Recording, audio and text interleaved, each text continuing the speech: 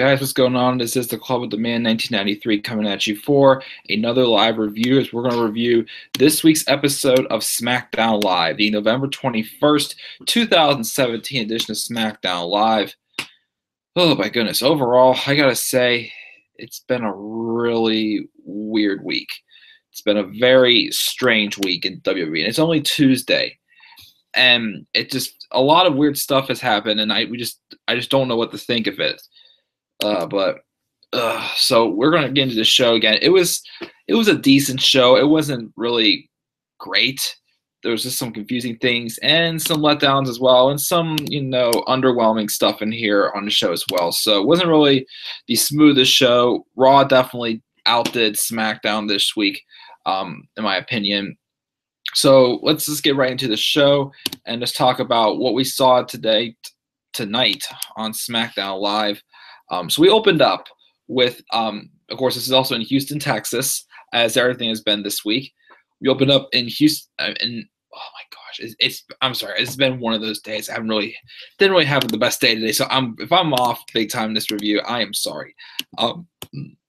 So we opened up the show with Shane McMahon making his entrance, and saying, "What's up, Houston?" As always, just always acknowledging the crowd when he comes out, and he talks about how Survivor Series SmackDown did come up a little bit short, but even though he says Stephanie will try to spin it any way she can just to make Raw look better, SmackDown proved that they are the show, as he is proud of the entire division. He came out and they had domination. They bled blue as well to show how well they represent SmackDown Live every night. Pretty much, and also the thing you can point out too is, besides AJ Styles and Brock Lesnar, SmackDown won all the championship matches. Well, the champion versus champion matches, except for AJ Styles and Brock Lesnar. So it kind of maybe showed that their champions might be a little bit stronger as well. But still, Raw won the whole night, 4-3. He kept saying about people, they really bleed blue, represent SmackDown Live well, except for two people. And we all know those two people were, because they came out and attacked Shane McMahon during the match on Sunday night. As Sami Zayn and Kevin Owens. So he tells them to come out, and they came out, just being themselves, being just happy, just acting like, oh, we're cool, nothing's going to happen to us. And Owens asking where are they going to get death-defying Superman Shane or drunk with power Commissioner Shane. It's got to be hard for having us come out here every week and just hear you say another excuse about how you failed, as pretty much just they're both just telling Shane how we should have been some part of Survivor Series and we weren't. We should have taken on the Shield. We could have beat them. We should have been part of Team SmackDown, and heck, we could have very well been part of Team Raw 2-on-5 and beat them all. We're not saying, again, we're the two best on the roster, and whatnot. So they pretty much say that. They also even say they could beat Brock Lesnar as well, either one of them. So just get right to it and just apologize for making a mistake again. And Shane says, you're really talking to the commissioner, right? So why not shut up for the first time in your lives? And, he points out they don't have any respect for anyone in the WWE or for him or for anyone here tonight. And, of course, Sami, being the smart aleck heel that he is, agrees with all of them pretty much. And Shane says, this makes what he needs to say very easy. And, he's like, I got two words for you. And then KO says, you can't fire them because they're too valuable. Everybody in the locker room, loves us. They look up to us. And same thing, you'd be a fool to, fire two future Hall of Famers. Everybody knows that we're the top two guys and, future Hall of Famers as well. And then Shane just calls them delusional, and saying, no one, you're not the top superstars in the WWE. No one in the back room likes you. They hate you for turning on SmackDown Live. So come closer, and you know what? I'm going to give you the two words. And he's about to say them, but Daniel Bryan's music hits, and there has been some tension, between Daniel Bryan and Shane McMahon lately. Not like, like heated tension, but some growing tension as well. Daniel Bryan comes out. He's not doing any yes chants or anything. He comes in right to Shane and says, "Hey, you have every right to fire them, but before you do, put your personal feelings aside." And of course, Sami Zayn starts ranting, and Daniel Bryan just kept telling Sami just to shut up. And he says, instead of just firing them, why? And says everybody hates their guts. Yeah, that's true. Randy Orton, has to be sent home because he said he wouldn't be responsible for what he might do if he saw them tonight. So pretty much implying that, this whole like online Twitter war, whatever the heck it is that Zayn and Owens seemingly are involved with. And then he says, and New Day are also furious to them as well. So why not have this, since after what happened last week, for just abandoning them at ringside whenever Raw raided SmackDown? So how about we do this? How about we have a match between the New Day and Sami Zayn and Kevin Owens to prove that they're right, saying that they could be anyone on any night. And of course, Sami, says that, it's a handicap match. And then Bryan again tells him, Sami, shut up. He's not done, but he says, so you have nowhere to run. Why not make it a lumberjack match? So it ended up not being a handicap match, but it was two members of the New Day taking on Sami Zayn and Kevin Owens, their main event, in a lumberjack match. Just to show also that, none of these superstars like you are not going to let you escape and whatnot. So, that was that. We got advertised as we were going to be getting, AJ Styles, who rumors have it he was apparently supposed to have the rematch between him and Jinder tonight on SmackDown Live, but we're saving that for Clash of Champions. But I got to talk about that. Oh, that promo with Jinder. And then we have a SmackDown Women's Championship rematch, Charlotte and Natalya later on tonight as well. So we got that, and then we're gonna get a match though between a member of each of the teams who are feuding for the tag titles, Jey Uso and Shelton Benjamin. We went to a match. The match wasn't too bad. It's just still, these two just keep just fighting each other like one-on-one and whatnot, and it's like there's not really too much story going on yet, really. So it's still, trying to help me to figure out, okay, who's who here, because again, before this feud, Gable and Benjamin were baby faces. The Usos were thriving heels. When they were, people say that they turned babyface after they did the Us Truce with the New Day. But then it seemed like, Gable and Benjamin have been showing some heel tactics here and there as well. And they showed some tonight as well as, they just, seeming to, take charge and, trying to cause the distractions and whatnot, and just, using some psychology to eventually help Shelton Benjamin beat Jey Uso by a pinfall after hitting the pay dirt on him. Pretty cool looking move, I thought it was. But yeah, that was that. The match wasn't too bad. It's just I'm still confused as what's going on with this feud. But it'll most likely lead to a tag title match between Shelton Benjamin and Chad Gable taking on the Usos. And then we had a couple interesting backstage segments. First, we had Kevin Owens and Sami Zayn just trying to get some people on their side and prove that hey, not everybody here hates us. So they're talking to Baron Corbin, and I'm saying, and Corbin's like, well, what's in it for me if I help you guys? And they say it's principle, the thing, and Corbin doesn't buy it, saying that they'll find someone more weak-minded. And then they see Bobby Roode and trying to, convince him. They're saying, you just another pawn of Shane McMahon. They talk about how he's going to be different like they are. And then he just snaps and calls them out of their minds and pointing out that he was in the match they ruined on Sunday. Not only did they ruin it for him, but they ruined it for the entire SmackDown locker room.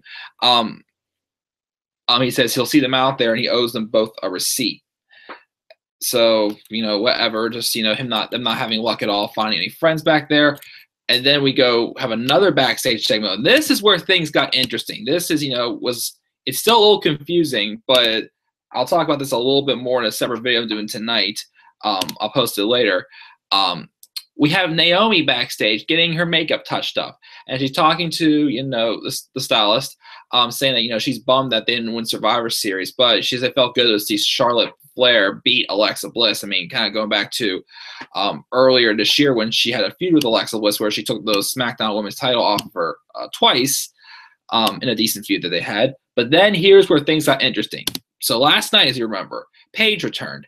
And when she returned, she brought along Sonya Deville and Mandy Rose from NXT. Two ladies who I said in my turn alert last night were, you know, like Sonya Deville was, you know, starting to get somewhere, but she wasn't, I didn't really, you know, feel she was ready for main roster yet. And then Mandy Rose, who was just a tough enough winner, all of a sudden she's, you know, who's only appeared on NXT maybe like twice on TV, all of a sudden she's on the main roster now also. Well, we kind of got something like that very similar, which makes me wonder, you know, is this, you know, what's going on in the women's division here? As Naomi looks to her right, and there's Ruby Riott. Ruby Riott shows up, and she's just like, you know, hey, Naomi. She's like, well, Ruby Riott, like, what are you doing here? And she says, let me introduce you to some of my friends. And we also have Liv Morgan, who we've seen here and there on NXT, not as much lately, and Sarah Logan, who participated in the Mae Young Classic, had a couple, you know, matches putting some talent over, acting more as like an extra on NXT as well. They come up and Naomi just stands up and Ruby's like, oh no, it's all good, just cool it. And she just says, we just came here to say, and then she just like punches Naomi in the gut and they start beating down Naomi, just, you know, just laying her out just like Paige did, and Paige, Sonya Deville, and Mandy Rose did last night. Lays out Naomi, and then Becky Lynch comes in to try to save Naomi, but that doesn't work out. They lay her out too. They even go as far as, you know, smashing the door, like, you know, the door into her as well. Really, I thought they almost killed Becky Lynch pretty much.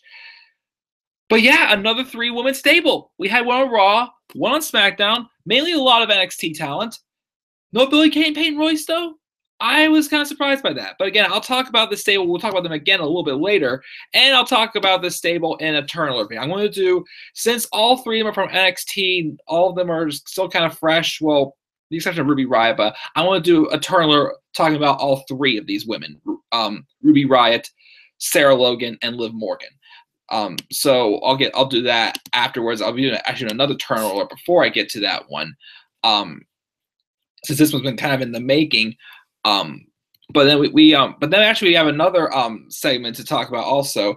Shane McMahon backstage, he's talking to Daniel Bryan. How he's saying, you know, he was endorsing it. It was a good idea for what he did with Sami Zayn and Kevin Owens, putting him in the lumberjack match and to have them realize, you know, that they're delusional and idiots and whatnot.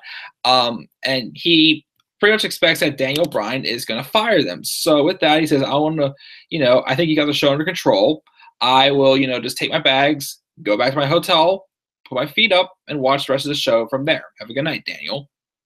So I'm like, okay. And this whole time I'm thinking, okay, something big has got to be happening in this main event. Something big has got to be happening. And I was very interested in what it was. And then we had this match. It was the Hype Brothers, Mojo Rawley and Zack Ryder, taking on the returning, but also debuting with new gimmick, Luke Harper and Eric Rowan, the Bludgeon Brothers. Wow. I gotta be honest. Even though I keep saying I do not understand why they keep splitting these guys up and putting them back together left and right. They go on like a 4-month singles run. Then they go away for God knows how long. And then they come back with a new gimmick back together again like nothing happened. Of course, this is Luke Harper turning heel as well with the Bludgeon Brothers. They make their debut after, I'd say, 5 or 6, maybe 7 weeks of you know, vignettes. They didn't lie and say they weren't going to show up. They were going to show up, and they didn't. They did show up. But I like the entrance. I did like the music. You know, it kind of makes them sound deadly and look deadly. And they went in there, and you know, the match started with Rowan and Mojo, but then Harper went around and took out Zack Ryder, and they pretty much squashed Mojo Rawley. And in the Fallout video, it did lead to, a backstage altercation. Just, they didn't get physical. They just were Mojo and Ryder were just getting in an argument backstage, and Ryder just walked off. So I guess we're gonna be getting that split. This, it's been going on for quite some time now. There's the fashion files hasn't going nowhere. When's this split going to happen between the Hype Bros? It doesn't look like they're going to be turning heels at Tina. They're probably just going to be a split, whatever. But the Bludgeon Brothers, I'll talk a little bit more because I want to talk about Luke Harper since he's returned as a heel. But I gotta say, not too bad. Pretty cool looking gimmick. I'll talk with them a little bit more though in my turn alert video, which I'll record after I do this.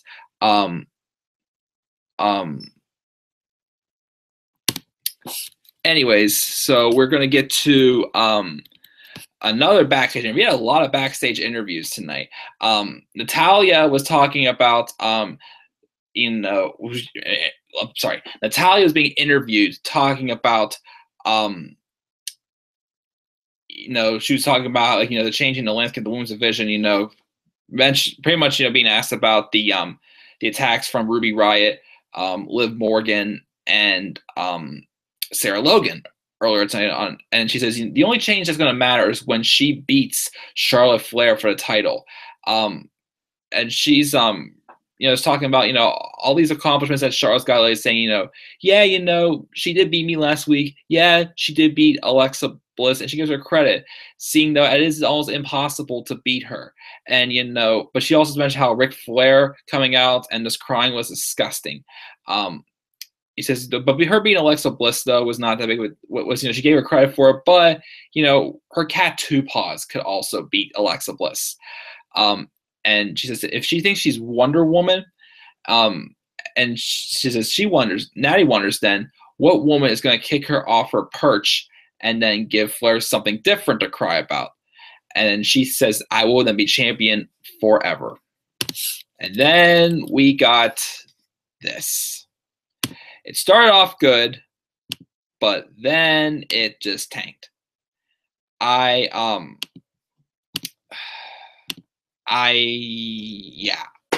So we got AJ Styles making his way to the arena. And he was seen a little beat up from last night. But before this also, they showed, how Paul Heyman even endorsed how well AJ Styles did against Brock Lesnar. He says, yeah, I didn't beat Brock, didn't go down the way I wanted to. I did hit him with everything I had, but he is the beast that you think. He says, I was getting all the messages congratulating. And he was even surprised by the respect he got from Paul Heyman. He says, but here's the thing, though. In the WWE, you don't get trophies for second place. He says, but, however, and I liked how he went this far, saying, after the match, I wasn't the one limping out of the ring, pretty much, implying how Brock really sold the what's it called now? The calf crusher pretty well. He says, so let me tell you something. If you don't have a rematch, I'm going to be ready because it's going to be just like Rocky 2. However, though, we need to move on now. Back to SmackDown business. He talked about Jinder Mahal. He said he wants to, take the title away. So he's just lays it out pretty much just treating it how anybody else would want to treat Jinder Mahal. It was lays out the title. I was like, all right, you want it, Jinder, come and get it. Because Jinder's not gonna get that title back. And we thought he would come out and go for it. But nope, Jinder didn't come out. He appeared on the Titantron. He says, I'd love to come out, but I'm too busy watching the match against Brock Lesnar over and over again. And he said, Styles took advantage of me whenever I was preparing to face Lesnar. And if you didn't take this away from me, I'd be standing there as the Beast Master. And then AJ literally says this, and this felt real. AJ saying, how stupid you sound. And it says, you seem well rested, and you didn't do anything at Survivor Series. So, but again, why would Jinder not want to come out and take advantage of beat up AJ Styles and Brock Lesnar? I do not know. And then Jinder says that he'll get his rematch whenever he wants. And he says, I'm the man that has 1.3 billion people of the great nation of India looking up to me, and all that usual bull crap. He says the style is the disrespect as champion, which again, that's completely opposite because he was a disrespect as the champion. And he says they will clash in a place more deserving than Texas. And then he says he will challenge him for the title at Clash of Champions. So I guess, that European tour or that India trip, he's not going to be champion. And I did hear also that he was supposed to face Triple H on that tour, but then they changed it to Triple H and Roman Reigns. So whatever, they're not giving that title back to Jinder now. There's no excuse to give it to him now because he did not succeed the first time. But then the Singh brothers attack AJ Styles, but he manages to fight them off as usual. Then it was announced that next week that Styles will take on the Singh brothers in a 2-on-1 handicap match. Yay, whatever, I don't care. But yep, just again, AJ Styles is laying out the truth, the Jinder as well, just making this promo made Jinder look even more stupid as well. Again, you had Jinder, who's well rested. Why wouldn't he want to get his title back right away? Why wouldn't he want to take advantage of a beat up Styles? Why are you waiting until Clash of Champions? Made no sense. And you're going to be laughing at Jinder. I mean, yes, AJ did get ragdolled by Brock Lesnar at the beginning of the match until he picked up the offense and gave Brock Lesnar his quite a fight and looked like AJ did have a chance to win, unlike Jinder, who would have been continued to be ragdolled. That could have been him pretty much. But I'm glad we got AJ and Brock. But hopefully with this rematch at Clash of Champions, AJ retains and he keeps that title to the Royal Rumble so that Shinsuke Nakamura will win the Royal Rumble and they'll face off then. But that is that. And then we have, Owens and Zayn continue to walk around backstage looking for help, but then they come across Rusev Day in English in the locker room.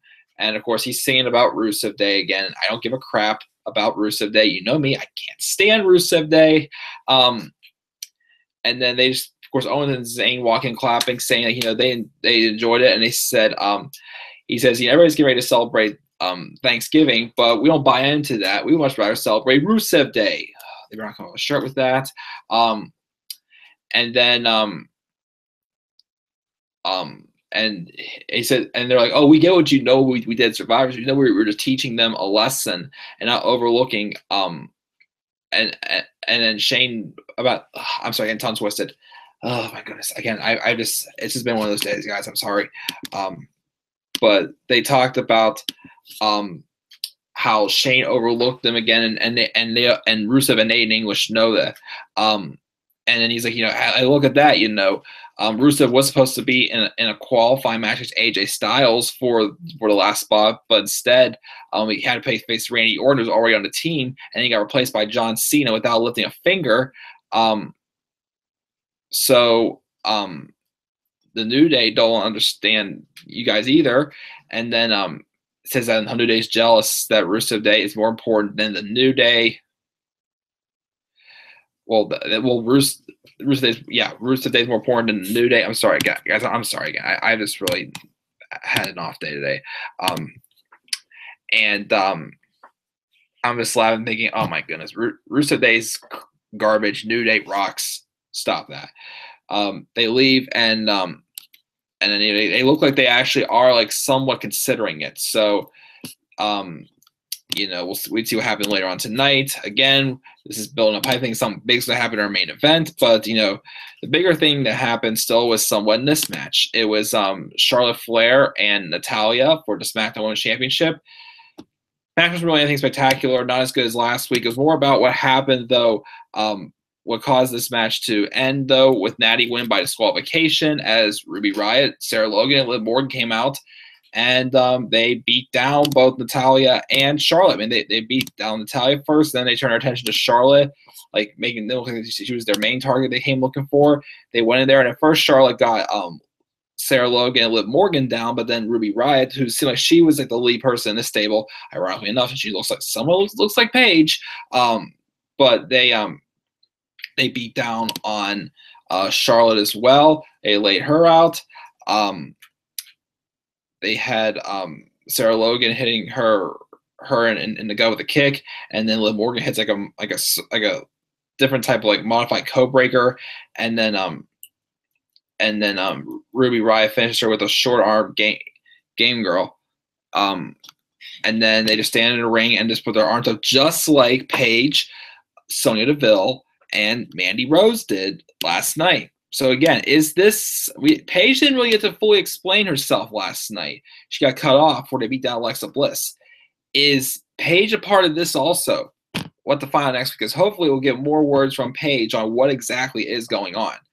But again, I was very surprised that, if there's anybody showing up tonight, any more women for the women's division on SmackDown, I did not expect it to be Ruby Riott. Well, Ruby Riott maybe, but she wasn't the number one person I expected. I didn't expect Liv Morgan. I definitely didn't expect Sarah Logan.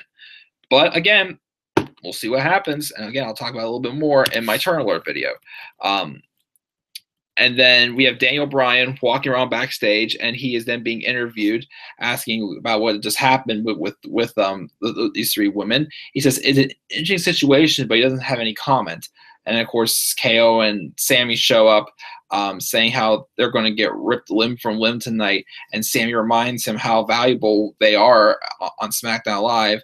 And they said, firing us will be the biggest mistake of your life. And Bryan wishes them good luck, and he goes away. And then the Lumberjacks make their way to the ring. We have the match. It was, which also before the match, it was announced about the Singh Brothers and AJ Styles this week. And also we're going to be getting a Fashion File segment next week. Hopefully we will. And hopefully we'll actually lead some good. The Bludgeon Brothers are here right now. It's pretty obvious that it is the Bludgeon Brothers who attacked them. Unless it's AOP. I don't know. But we had Kevin Owens and Sami Zayn taking on the New Day. Well, Big E and Kofi Kingston. The match was all right. The Lumberjacks were doing their part until, I think it was Baron Corbin went to throw a punch at one of them, and then he actually mishit Bobby Roode, and then that's when just a fight broke out with the Lumberjacks. And then after the Brawl went to the ring, and then everybody made their way away from the ring. Sammy just went in there and did a roll up on Kofi Kingston to get the victory in like a whatever match. It was nothing really too special, nothing really that exciting. But then after the match, I'm like, okay, something's gonna happen. As the New Day, we're gonna go after KO and Sammy, but then Rusev and Big E, Rusev attacks Big E, pretty much showing that, Rusev and Aiden English were somewhat siding with Kevin Owens and Sami Zayn, so that could lead to something as well, since, of course, Rusev hasn't really been getting good treatment on SmackDown Live either. And Kingston hits the dive on them, but KO escapes. English and Rusev are down, and then Zayn tries to get out of there, but then Xavier Woods, who knows, like it all rated R, I'm sure he was all happy with who returned last night on Raw. They get Sammy, and they surround him in the ring, and they just beat him down with the Trouble in Paradise and into the Midnight Hour. And then backstage, we saw Kevin Owens running into Daniel Bryan, who, despite the fact that he ran out of there, he abandoned Sami Zayn. And then Daniel says, "Don't you care what just happened to Sammy? You just left him out there." He's like, and Kevin's like, "Yes, I do. Before you do, I beg you, don't fire me." He was on his knees, just begging Daniel Bryan not to fire him. I'm like, okay, a big bombshell's coming here right now. Daniel says, "You don't have to beg. I wasn't going to fire you guys. I do recognize the talent you are," which is why he wants him here next week, as Kevin Owens is going to have a match against Randy Orton. At first, Owens was against it, but then he's accepting of it, walks away. All that hype just for a match next week against Randy Orton, which, yes, something's probably going to happen next week, but like that was really, the big, bombshell, like, oh, you're going to have a match against Randy Orton next week. All right. Again, confusing. There's something. It's obvious that Shane McMahon's not going to be happy next week, though, since Daniel Bryan did not fire Sami Zayn and Kevin Owens, since he's pretty desperate for them to do so, because he's not happy with how they behaved and how they're not, being respecting Team Blue, and how they're just trying to take over the whole show. They don't care about anybody else but themselves. But so, yep, that's how we end the show. So confusing. Decent show. Some stuff was, the main event was all right. Wasn't anything special. Not like how it was last week. The Jinder Mahal portion of the AJ Styles promo was not too good either. Bludgeon Brothers AP was too bad. The thing with Ruby Riott and Liv Morgan and Sarah Logan, though, that was good. The match, though, with Charlotte and Natalya was all right. Again, it was an all right show, decent show. I'm going to give it a C+. That's why great for SmackDown this week. Let me go to the polls really quick here. Let me see here. 5 votes for what show did you enjoy more this week, Raw or SmackDown Live. I forgot to do the hashtag on SmackDown Live, and this, my bad. But I had 5 votes. All of them said Raw. I definitely agree. Raw definitely outdid SmackDown this week, not just at Survivor Series, but for shows this week. And what grade would you give SmackDown Live tonight? 17% said A, 17% said B, 50% said C, and 16% said D. At 6 votes. So, okay, right back an average show, average decent show, whatnot. Again, I'm at the same level, but yep, C+ for tonight's episode, SmackDown Live. What do you think of this episode, SmackDown Live? Leave us down in the comment section below, and be sure to click that like and subscribe. More content to come to this channel. Follow me on Twitter, Airboy93, and I will be up here live again tomorrow night for my NXT review. Hopefully, I'll get a WrestleMania review and 2 more Turn Alerts I'm going to do tonight. So I'll do that. Check out the ones for Dana Brooke and Paige also. But that is it, guys. Thank you for tuning in. With that, I'm checking out. Have a good night.